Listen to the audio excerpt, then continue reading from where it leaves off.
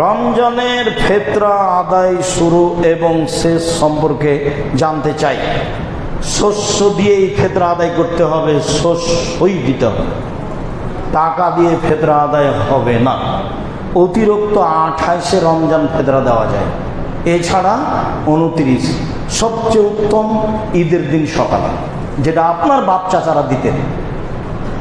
কিভাবে এটা ঢুকলো আপনি বুঝতে পারছেন না? আপনার বাপ আপনার দাদা কবে ফিতরা দিত?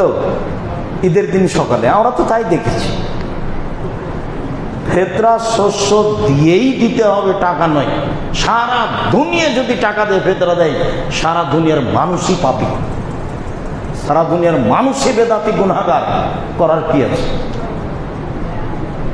শস্য দিয়েই দিতে হবে। চাউল দেন ভালো, গম দেন ভালো, নাহলে যা খাচ্ছেন সেটা দিবেন।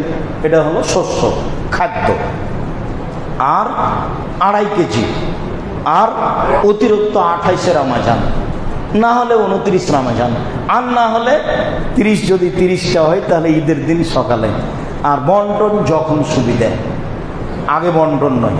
ঈদের দিন সকালে পারলে বন্টন করে, নাহলে সালাত আদায় করে এসে বন্টন করে, নাহলে 5 দিন পরে করেন, সমস্যা নেই। আদায় হবে না 28 তারিখের আগে। নিতান্তই করলে 28-এ রমজান বা 29-এ রমজান বা ঈদের দিন সকালে। শুকরিয়া।